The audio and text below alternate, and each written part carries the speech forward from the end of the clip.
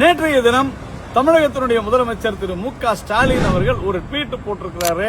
நம்முடைய அமைச்சர் டிஆர்பி ராஜா அவர்களும் ஒரு ட்வீட் போட்டிருக்காரு. இந்த ரெண்டு ட்வீட்டுமே எதுன்னு கேட்டீங்கன்னா, தூத்துக்குடியில மிகப்பெரிய கப்பல் கட்டும் தளங்கள் வரப்போகின்றன. கப்பல் கட்டும் நிறுவனங்கள் தூத்துக்குடியில 30,000 கோடி ரூபாய் முதலீட்டுல 55,000 பேருக்கு வேலை வாய்ப்பு அளிக்கப்பட போகிறது அப்படின்னு ரொம்ப பெருமைப்பட்டு நம்முடைய முதலமைச்சருக்கு திராவிட மாடலுக்கு கிடைத்த மிகப்பெரிய வெற்றி அப்படின்லாம் சொல்லியிருக்கிறார். ஆனால் ஒரு விஷயத்தை மறைச்சிட்டாங்களா அல்லது மறந்துட்டாங்களான்னு தெரியல. நடுவுல கொஞ்சம் பக்கத்தை காணுன்ற மாதிரி திரு மு.க. ஸ்டாலின் அவர்களும் டிஆர்பி ராஜா அவர்களும் ஒரு உண்மையை சொல்ல தவறிவிட்டார்கள்.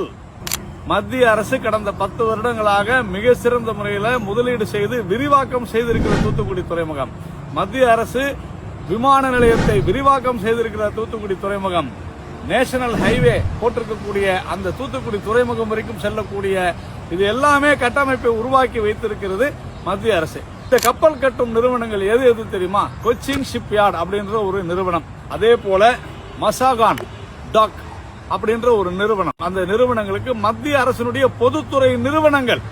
கொச்சின் ஷிப்யார்ட் அப்படின்னு சொல்றது அந்த நிறுவனமானது இந்திய கப்பல் துறை அமைச்சகத்தின் கீழ் வருகிறது. மசாகான் போர்ட் என்கிற அந்த நிறுவனம் நம்முடைய டிஃபென்ஸ் மினிஸ்ட்ரி பாதுகாப்பு துறையின் கீழ் வருகிறது. இரண்டுமே நவரத்னாவாக உயர்த்தப்பட்டிருக்கிறது.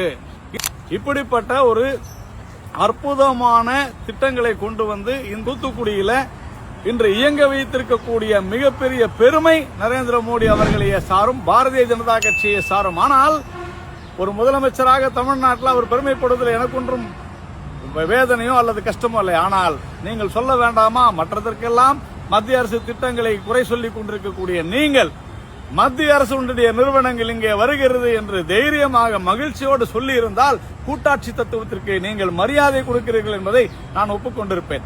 ஆனால் முதல்வர் மு.க. ஸ்டாலின் அவர்களே, நீங்கள் தவறெடுத்திருக்கிறீர்கள். உடனடியாக இந்த உண்மையை மக்களுக்கு தெரியப்படுத்துங்கள். மத்திய பாஜக அரசினுடைய நரேந்திர மோடி அவர்களுடைய அரசினுடைய இந்த முயற்சியினால் தான் தூத்துக்குடியில 55,000 பேருக்கு வேலை வாய்ப்பு கிடைக்கப் போகிறது என்பதை உண்மையோடு ஒப்புக்கொள்ளுங்கள். அதுதான் உங்களுக்கும் நல்லது, தமிழகத்திற்கும் நல்லது. இறுதியாக ஒன்று சொல்கிறேன், இது ஏதோ திராவிட மாடல் சாதித்து விட்டது என்று சொல்வது தவறு. சாதித்திருப்பது தேசிய மாடல். திரு மு.க. ஸ்டாலின் அவர்களே, தயவு செய்து உண்மையை உலகுக்கு உரக்க சொல்லுங்கள்.